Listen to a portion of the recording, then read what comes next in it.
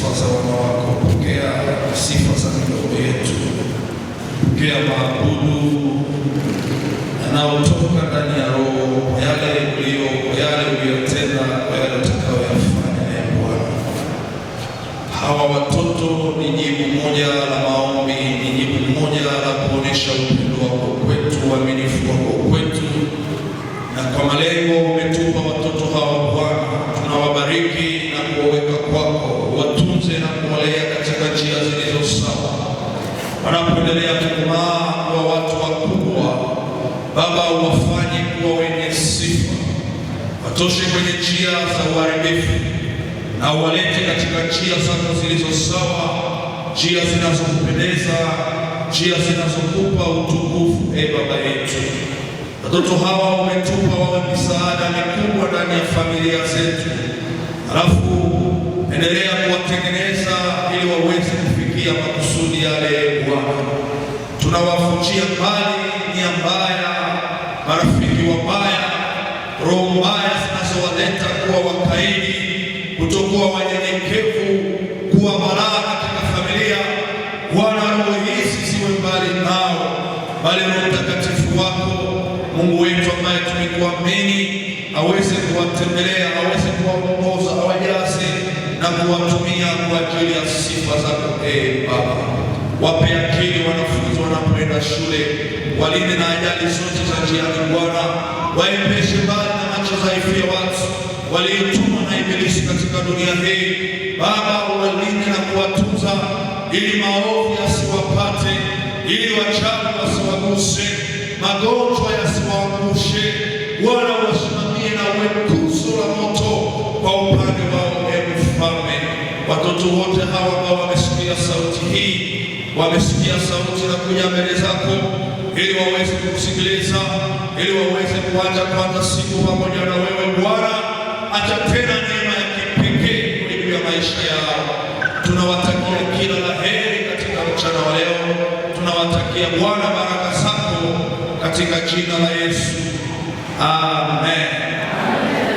Asante sana. Rudi kwa nafasi zenu. Wagalatia sura yake ya 2,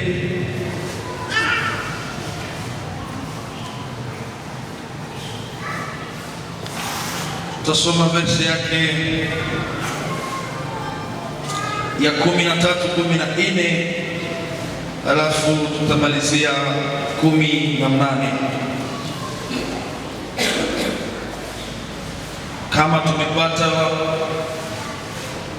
kitabu hiki, nitaongoza usomi kwa jina la Yesu.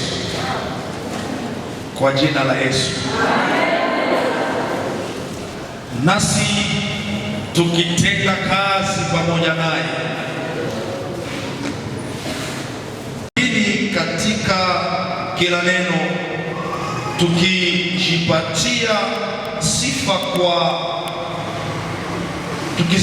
sifa kama watumishi wa Mungu katika saburi nyingi, katika mateso, katika mahitaji, katika maumivu, tami nasema hata katika mapigo, katika vifungo, katika fitina, katika taabu, katika kulinda, katika kufunga chakula na kadhalika. Ukiendelea verse ya 6 inaeleza mambo kama na yale. Alafu tumalizie katika kitabu ya Wagalatia sura yake ya 2, tunaanza 13. Biblia inasema hivi, 13 ya Wagalatia sura yake ya 2: na Wayuda waliobaki wakashigeuza pamoja naye. Hata Barnaba alichukuliwa na kujigeuza kwao. Lakini nilipoona mimi ya kuwa njia zao hazikwenda sawasawa na kweli ya habari njema, nilimwambia Petro mbele ya watu wote, kama wewe ukiwa Myuda unafuata desturi za mataifa wala si za Wayuda. Kwa nini? Kwa nini unashurutisha mataifa kufuata desturi za Wayuda? Arejea verse hizi mbili. Sikukwenda sawasawa na kweli ya habari njema, nilimwambia Petro mbele ya watu wote, kama wewe ukiwa Myuda unafuata desturi za mataifa wala si za Wayuda, unawashurutisha mataifa. 18 na mwisho, maana nikijenga tena maneno yale niliyoeleza juu ya somo ambayo inasema kuepuka maisha ya unafiki yaliyo kikwazo cha imani. Kuepuka maisha ya unafiki yaliyo kikwazo cha imani. Hii ndiyo maneno ambayo tunaenda kuyazungumza ndani ya somo kubwa ambayo inasema juu ya mfuasi na maisha ya utofauti, ili awe mfano wa kuiga, ili awe mfano wa kuvutia watu wengine kwa Kristo. Tuko tunaeleza sana juu ya maisha ya kanisa. Nikisema maisha ya kanisa, ninaona maisha ya Wakristo, maisha yetu sisi ambao tunasema tunaenda mbinguni, maisha yetu sisi ambao tunasema tumemjua Bwana, maisha yetu sisi ambao tunajua tumesamehewa dhambi kabisa na mbinguni tunaenda kuingia pamoja na Kristo.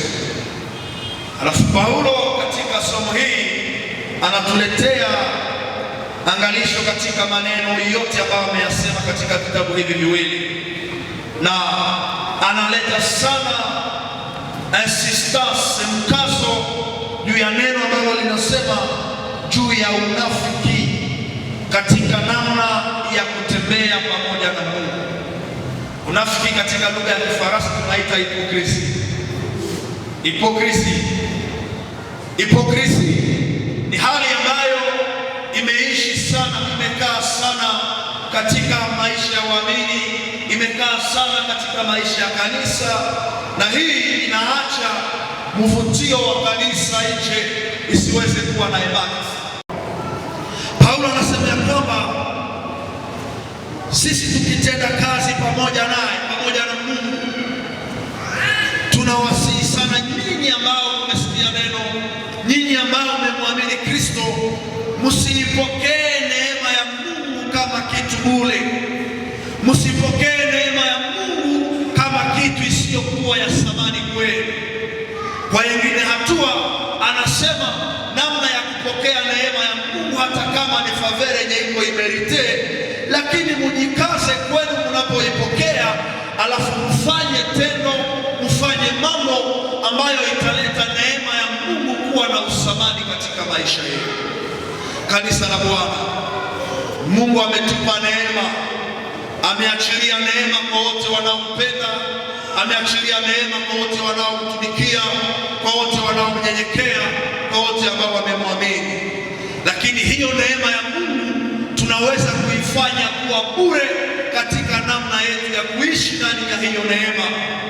Tunaweza tukafanya neema ya Mungu isiwe na chochote cha kufanya katika maisha yetu wakati tunashindwa kukamata attitude ama hali ambayo itaweza kuipatia usamani. Acha niwaambie kitu kanisa, wewe mwenyezi kitu ndiye unakipatiaka usamani. Ukishindwa kupatia kitu yako usamani, si jirani ndiye atakipa usamani. Alafu sisi wa Kristo tukishindwa kupatia neema usamani katika namna yetu ya kuishi ndani ya kanisa, ndani ya maibada, tunashindwa kupatia neema ya Mungu ambayo tumeipokea ndani ya Kristo usamani, neema itakosa nafasi. Paulo anasema kama sisi ambao tumeokoka, sisi ambao tunasema tuna Mungu, sisi ambao tunasema tumemjua Bwana, alafu katika namna yetu ya kuishi, tunaacha ishi sawa na wale watu wasiomjua Mungu. Kwa nini tuwaambie waje wafanane Mungu? Mimi kujiuliza pamoja kanisa, sisi ambao tunasema tumemjua Mungu, sisi ambao tunasema tumepokea neema, lakini katika maisha tunaishi sawa sawa na wale watu ambao hawajamjua Mungu. Paulo anasema hata Barnaba aligeuka. Barnaba alivutwa na tabia za wale wapagani. Fransai nisema lepaye. Palikuwa taifa ambalo lilikuwa kama wapagani, lepaye, ambao hawakuwa Wayuda. Katika namna ya kuishi, Wayuda walikuwa na hali sawa, walikuwa na vitu ambavyo wanaweza kuvifanya na vitu ambavyo hawawezi kuvifanya, na wapagani walikuwa na mambo yao ambao wao wanaweza kuyafanya, hakuna shida, hakuna tatizo lolote, na mambo ambayo hawawezi kuyafanya. Alafu Wayuda waliobaki walianza kuvutwa na hali za wapagani, walianza kuambukizwa na matendo ya wapagani. Wayuda wakaanza kuishi sawa wapagani, Wayuda wakaanza kuongea sawa wapagani, Wayuda wakaanza kukula sawa wapagani. Kisha Paulo anapoangalia anashangaa sana kumwona hata Barnaba naye ameambukizwa, amefananishwa na wale wapagani. Katika maisha ya kanisa leo tunaleta adaptation ya hii text. Ni shida na tatizo kubwa wakati sisi ambao tunaye Mungu, sisi ambao tunasema tumetakaswa, tumesamehewa dhambi, alafu tunaanza kuishi sawa sawa na wale watu ambao hawajamjua Mungu. Namna yetu ya kuwa, mtu anapoangalia dunia anaangalia kanisa, tumeanza kufanana. Alafu Paulo anasema akimwambia Petro, kama tunageuzwa tunafanana wale watu ambao tunawaita kwa Kristo, namna gani sisi ambao tunafanya yale wanaoyafanya, alafu tuwaambie wafanane Kristo? Utofauti wapi? Utofauti na kwa wapi? Namna gani naweza kuambia mlevi aache pombe ikiwa wewe mwenyewe uko cha pombe? Haiwezekani. Namna gani utaambia mtu mwingine aache kusengenya ikiwa wewe ambaye unamletea ujumbe msengenyaji mkubwa? Namna gani utaambia mwingine aishi upendo ikiwa wewe ambaye unakuja kumfundisha upendo hauna upendo? Namna gani tutaweza kubadilisha dunia? Tutaweza kuinfluence, tutaweza kuambukizia dunia tabia za Mungu ikiwa dunia imetuambukizia tabia lao? Ya Galati kuendelea kuanzia mstari wa 15 kushuka. Alafu anasema ya kwamba katika namna yetu ya kuishi tunaanza kufanya maisha ambayo inakuwa na unafiki ndani yake, na hii inasima tabia za Kristo ambazo zina mamlaka ya kuleta kanisa kuwa na utofauti. Kitu ambacho kinapatia artikle ya mtu nafasi katika marshe ni wakati unaleta artikle yenye haifanani na mengine. Wakomersa, haleluya. Ukileta artikle yenye inayala mterere, hawatajua gizo ulitoka chini. Inaomba ukienda chini ama Dubai, wakati unakuya Butembo, unakuya na artikle yenye haia kuwa mjini, yenye haia kuwa mterere. Alafu kila mtu anajuaka ya kwamba kushakuwa ni mvote, na ile mvote inapatikanaga kwa mtu fulani. Sisi kanisa kama hatukuwe na mvote, kama hatukuwe na maneno ya uzima, kama hatukuwe na tabia zilizo tofauti na tabia za dunia, hata kama tunasherehekea miaka, hatutaweza kusegue hii dunia. Waliomsikiliza wakashangaa kwa maneno aliyosema. Watu waliomwona Yesu akifanya wakashangaa kwa matendo makuu aliyoyafanya. Alikuja na utofauti, alikuja katika dunia, lakini hakufananishwa na dunia. Amen, amen. Tunaishi ndani ya dunia wa Kristo na tunabeba mwili lakini hatuitwi kufananishwa na dunia, ama hatuitwi kufanya mambo yote ambayo mwili inataka tuyafanye. Kama kanisa hatujafikia ile standard, hatujafikia ile hali, alafu ni vigumu kuleta watu kumuona Mungu ndani ya namna yetu ya kufanya. Kama kanisa, kama Mkristo haujafikia hiki kiwango kia imani, mahali ambapo namna yako ya kuongea inaleta watu kuona Mungu ndani ya maisha yako, namna yako ya kutembea, namna yako ya kufaa inaleta utofauti katika maisha yako na watu wasiojua Mungu, alafu watu hawatajua kwamba una Mungu. Kale hana mtu ambaye anaitwa nani? Elia.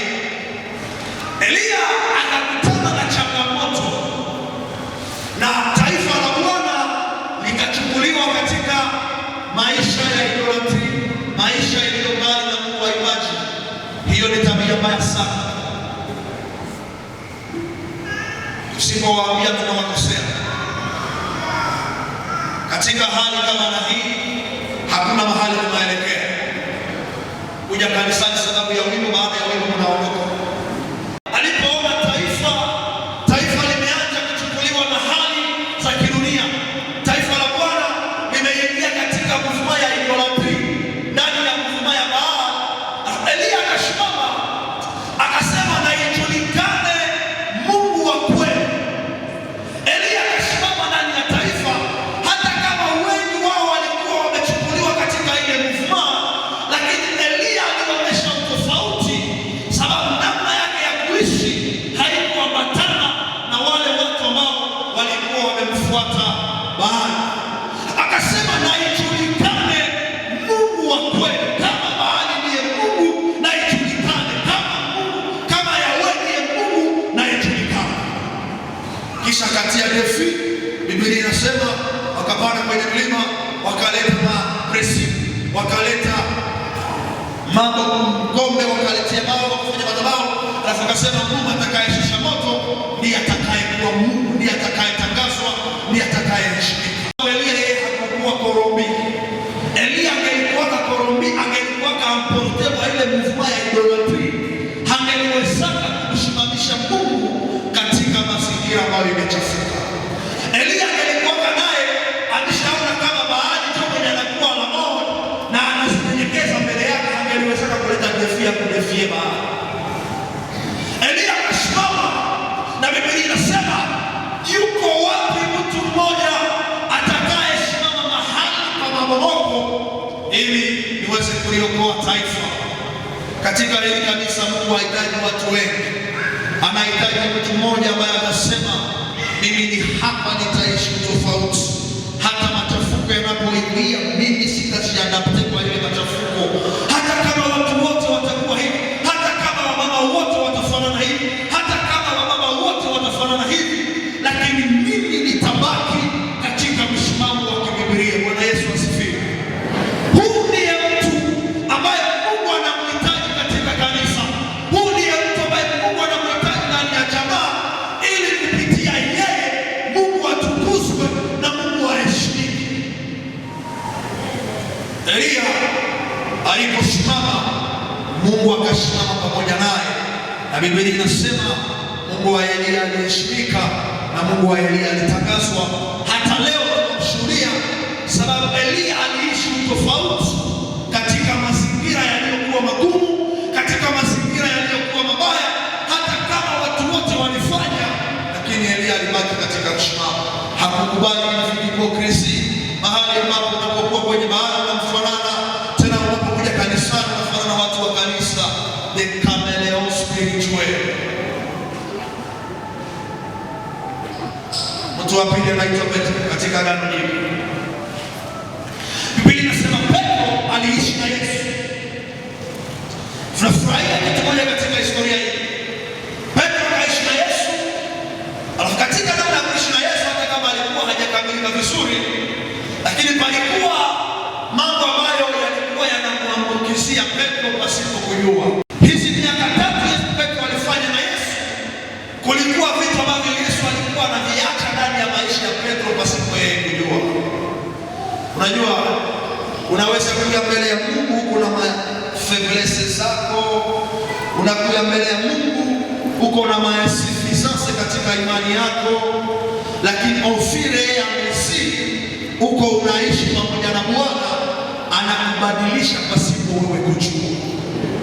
Shida ni kumwamini Yesu kisha ukaishi mbali naye, lakini unapoishi pamoja na Yesu, pamoja na yale madhaifu ulionayo, karibu na Yesu, anaenda akibadilisha siku baada unaweza kukutanisha kitu ambacho kilikuwa kinakushika, kimekuwa na urahisi ya kushika. Amen, amen. Petro anaishi na Yesu, anakaa karibu na Yesu, anakula pamoja na Yesu. Akumbe Petro katika miaka 3 alizofanya na Yesu, sale savua namna yake ya kuongea iko inaanza badilika, inaanza fanana ya Yesu. Yeye na hajui.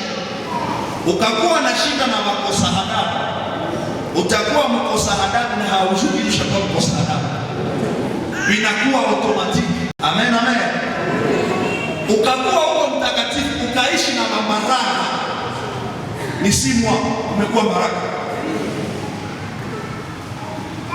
Ukakuwa hauna hamu ya pombe, unakuwa tuna marafiki wa kunywa pombe, utakukunya baba, utakukunya bia na dimasha, unasema tunazunguka meza.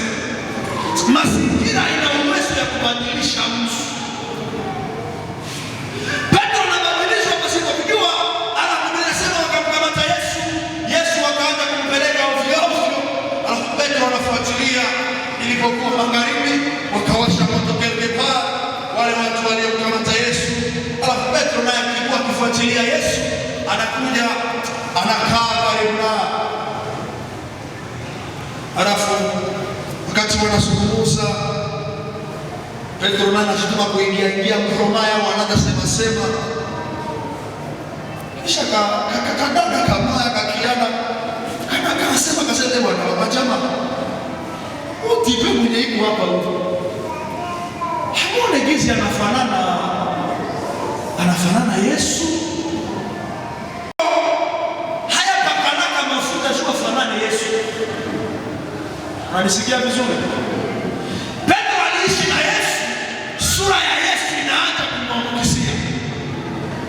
Mahali ambapo anaenda hajaongea chochote, watu wanapomtazama wanasema Petro, huyu Petro anafanana naye. Wewe uko na venda mwokovu, unahamiaka mkaribu, hakuna watafakisi Mkristo amehamia mkaribu. Uko na disa mwokovu, kwenye unashitaka msoko, unafanana wapagani. Uko na sera umeokoka, uko na disa unaibaka, uko na tanda, uko pasiteni, unahubiri, uko na duwasa ya manaye kuseni. Na kwenye unashitaka hawaya waka Yesu maisha yako, tia kute maisha yako.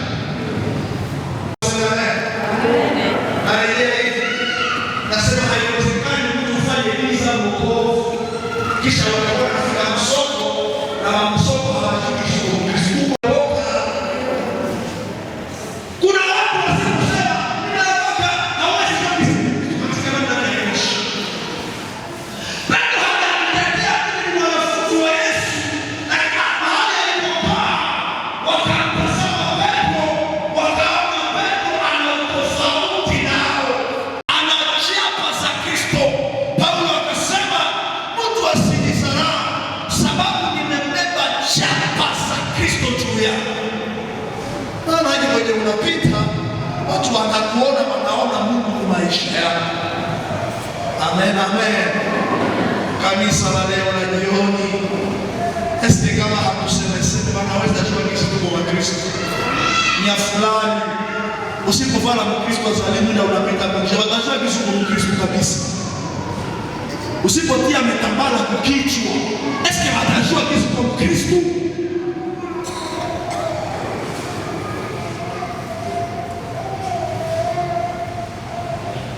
Petro anasema leo anamniacha ule Yesu mwenye unasema mimi si amuonaka hata, si amsikiaka, si aishiki naye. Nauliza Petro, mbona huko kwenye Yesu ameenda fungiwa hauya msikiaka namna gani? Hauya muonaka wenye tuko hapa tunajua habari yenyewe inapatikana. Biblia inasema wakamwambia Petro, na kuagishi ninaongea mwa ile nisikisiwe nioko unafanya. Unasema tu sawa Yesu. Nisaidie kuuliza jirani, sasa unaongea kule kwa nyuma kwako. Eske Bwana mimi ya watoto yako wanasikia kama pesa ya Mungu maneno yako. Kiko sawa kwa baba. Mama wa habari je. Tupishi leo pita. Maneno yote yanasema hakuna mtu mwenye anasafiri pesa ya Mungu maneno yako unaongea. Sasa kuwa naongea. Amen amen.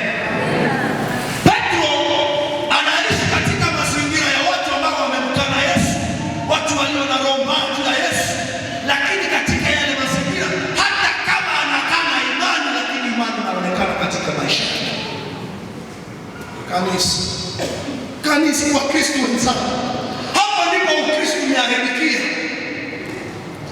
Tunapoongea wa Kristo tunaongea sawa kadhaa.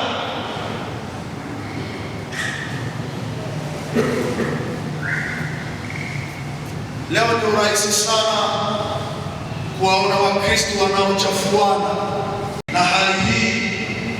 Mwenye hakusema kwa Mungu kubariki, mwenye hakusema kwa ile hali ndani wenye vilikuwa kata, mwenye hakusema kwa kujie huko na mwenye haya hakuna kikinywa yake atia mkono hiyo bere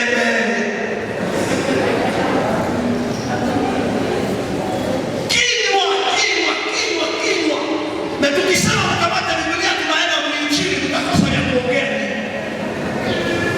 Hali sisi sabaki ya mimi, sisi sabaki ya mimi, sisi tuongea hauongea watu kwa bani. Muliongea ndani ya magrupe, unachafua kanisa letu, unachafua watumishi, unawachafua. Ilikuwa na uangalia na sika wajinga wa kumbavu wasiokuwa na akili. Eske wazee wanafanya makosa?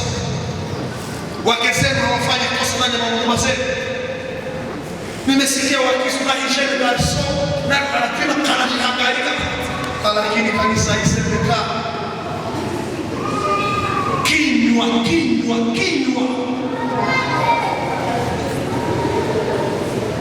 Tujifunze kutengeneza misemo. Unaposema watu wakisikia neno ya kinywa chako waone Mungu ndani ya neno. Amen amen. Muliongea mkasema mkachafutana na mko mwacho, si mungetoka mwacho. Unachafua kitu ni mko hapo. Namna gani unaweza kuchafua nguo yenye unavaa? Kisha unakamata matope unachafua nguo tena bila mjini. Careful. Mujifunze kutunza vitu Mungu amewapatia. Wapagani walikuwa wanakusikiliza. Wewe maraba anataka mshafika mbali. Mungu pagani anapata na kuongea juu yetu. Mpagani unaona mtu mwenye analea iko anaenda hivi. Haya mashaa maraba mahoro.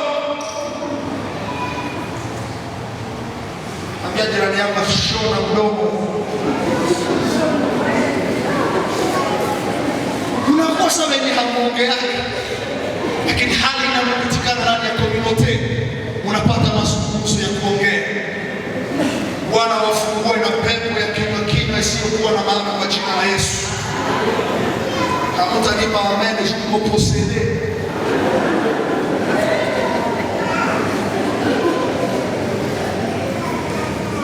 Namna ya Petro kuongea ikaacha watu wanajua hata kuongea kwako wewe ndishi unaongea.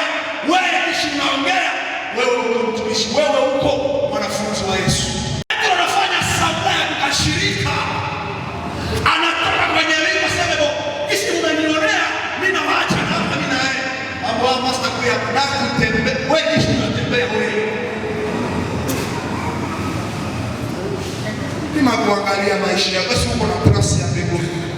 Kima kuangalia namna yako ya kutembea. Eske Mungu iko mashi yako kutembea? Tumeishi ndani ya kanisa, sura hatufanane Mungu, ndani ya masema hatufanane Mungu, na namna ya kutembea kuishi hatufanane Mungu ikifiki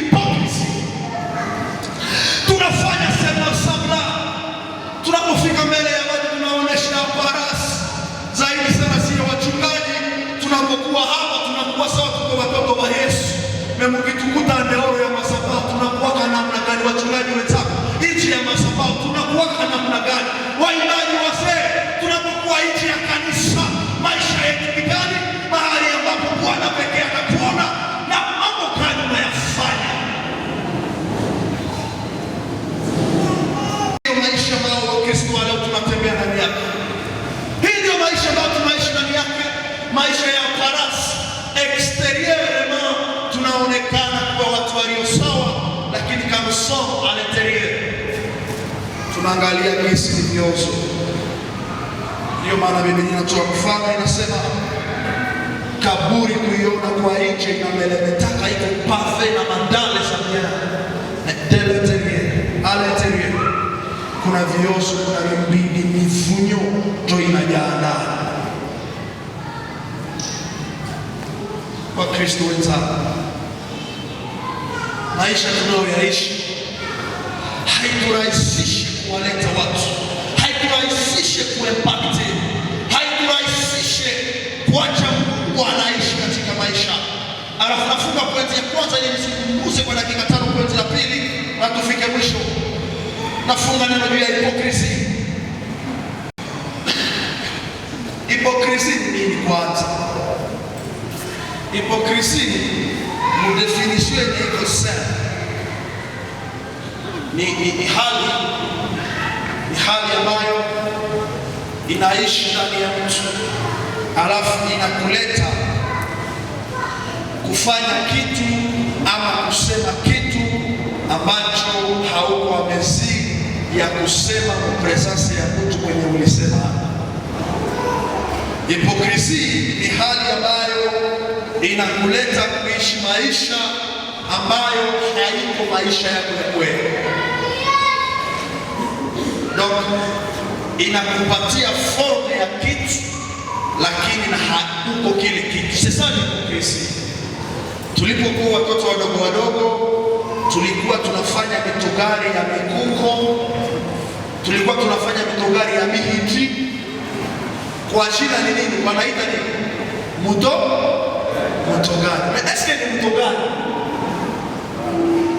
Mutogari yangu, mutogari eske ni mutogari? Iko na sura ya mutogari, inakuwa na mapine sawa mutogari, lakini haiko mutogari. Ndio hipokrisia. Donc unakuwa na sura, unafanya sura yenye haiko yako. Amen, amen. Amen, amen. Na waonya kanisa, sema neno kwa jirani yako ambayo hauko amesiri ya kusema kwa presence yako. Umekuwa hipokrisia.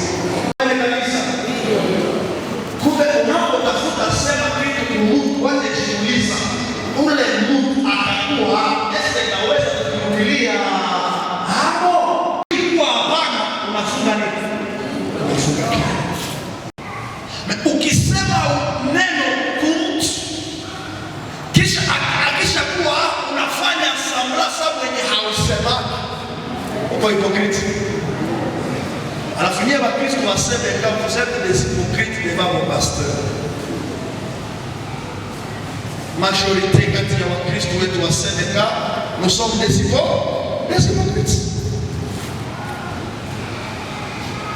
Unaweza ona Wakristo wanaongea vibaya kwa mchungaji wao, tena ni mashe mnakuya mwili kanisa. Munisikie bien. Mie siku hapa tukialishe watu mwaiti kisomo venye wanaenda moto. Bora tunakuwa mawafeni bebe ni wanaenda mbinguni. Ukishikuta hapa kunafika mpasteur mwenye hautakuwa unaongea kumzuri, unahama mchisomo, unaenda mchisadiri ya mwalesi, na tunatashikutanisha hapo, kisha mpasteur na kutii na kunyenyekea na kumfuata. Hakuna amen. Amen. Musikuwe na bakia mchisomo kisha na mnasema kama wale mapasteri wenye mko na usaini malediction. Siku mia mtanisikia kama nasema mbaya kusebeka, erona nimehama. Siwezi sema mbaya kusebeka tena, mimi nabakia kusebeka.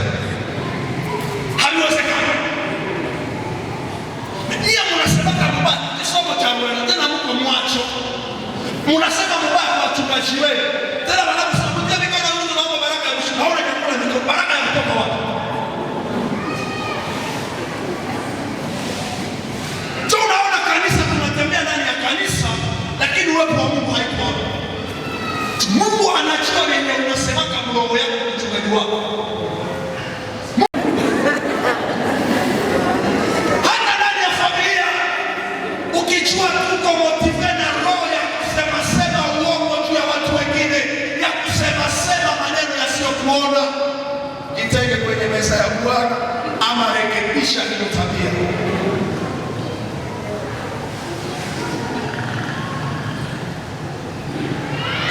Mtu mmoja akanipa hekima akasema,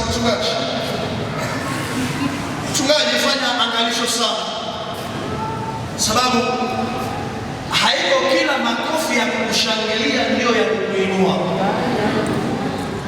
Kuna makofi mengine ni ya kukuangamiza, sababu hata mustike wakati unataiua pafu likaswata inaweza kama umepigia makofi.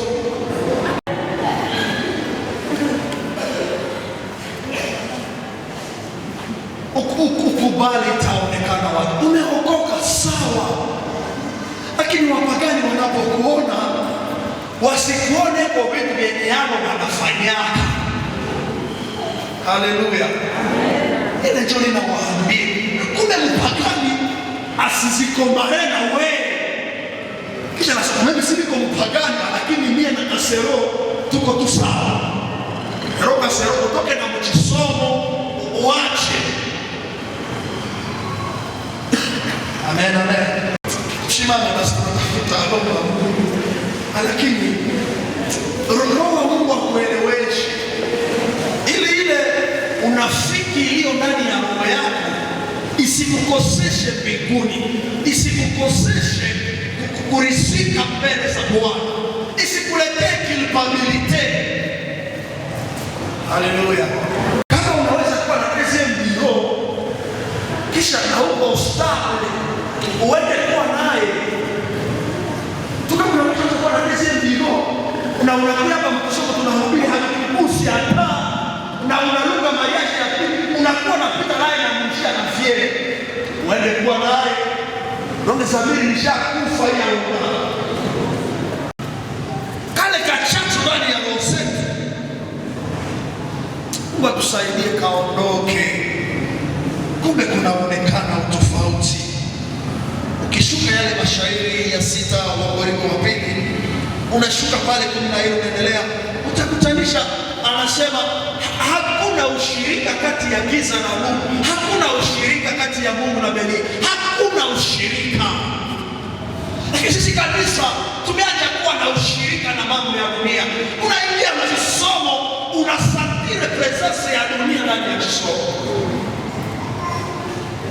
Unasikia mhubiri anafundisha, lakini mahubiriani unakutanisha makomedi, mamorale za kufurahisha tu. Hakuna neno la uzima.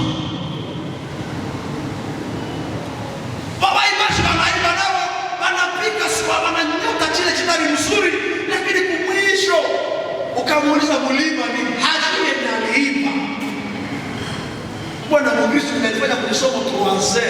Ndio mwenye somo umetosha moyo na pastor alifundisha jamii. Kila kitu umetoka nacho mjisomo. Mungu atusaidie sana kanisa. Badiliko yaonekane katika maisha yetu na tuwe tofauti na watu wengine. Amen. Dakika mbili tu tunamwambia Bwana atuwezeshe. Sababu ni vigumu sana kuishi ndani ya dunia alafu hauambukiziwi na dunia. Unaishi ndani ya dunia lakini umejitenga na dunia. Biblia inasema ametuweka kando, hata kama tuko ndani ya dunia lakini ametuweka kando ili tuweze kuwa sifa lake.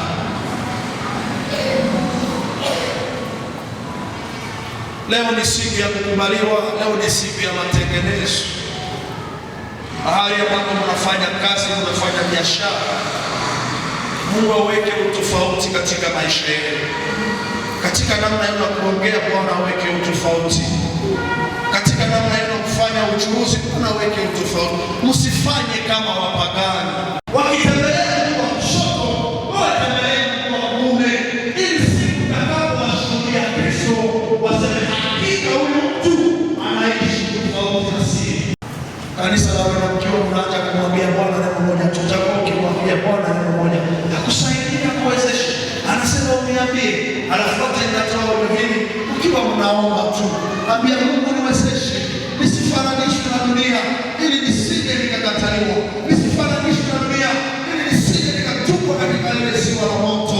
Mwambie Bwana, nimekufuata miaka 10, nimekufuata miaka 14, nataka Bwana nimalize vizuri.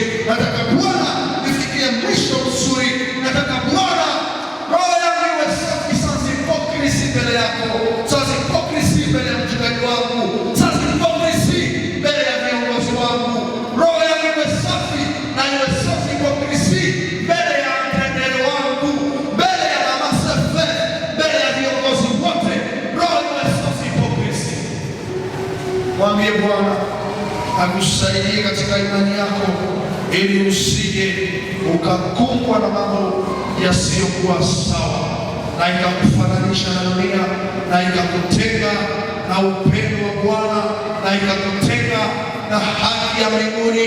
Ambia Yesu, nisaidie. Roho Mtakatifu, nisaidie, ili maisha yangu yawe utofauti, ili maisha yangu yatengeneze twema, ili maisha yangu yakushuhudie Bwana. Hata kama sijaongea, watakaokaa pembeni yangu wakusikilize wewe, wakuone wewe Bwana, wakutazame wewe Bwana. Ndani ya familia yangu watu wakuone wewe Yesu, katika ndoa yangu Bwana watu wakuone Mfalme. Mwambie Yesu, mimi ni hapa, nahitaji neema yako, nahitaji msaada wako, nahitaji nguvu zako, ili imani yangu iwe salama. Mwambie Bwana, katika kanisa letu na tukisherehekea miaka 10, hali zetu zibadilike, zisifananishwe na wapagani, zisifananishwe na watu wasiojua kanisa. Lakini katika namna ya kuongea Bwana, hata masaifu yaondoke, nasi tutikane imani mwangu. Maneno ya uchafuko, maneno ya nisa yasiondoke kinywani. Leo tukisherehekea mwaka huu wa 10 wa existence ya kanisa hapa, akakitoa tulikuwa kwa salama ndani ya maisha, kiende kwa salama, kiende kwa salama, kiende kwa salama. Mwambie tena Bwana, kiende kwa salama, ili tunaposherehekea Dimashi maisha yangu tena yaongezeke, yaendelee kupendeza. Bwana nitawale, Bwana nifanye kama utakavyo. Bwana nimpie moyo mpya, ili niweze kuondokea mbali, ili roho tunasema vibaya iweze kuondokea mbali, kwa jina la Yesu. Nisaidie kanisa lako Bwana, sababu umenunua kwa damu yako, umejitoa kwa ajili yetu Bwana. Yaliyo salama, ila inapokutazama nikuone wewe katika sisi.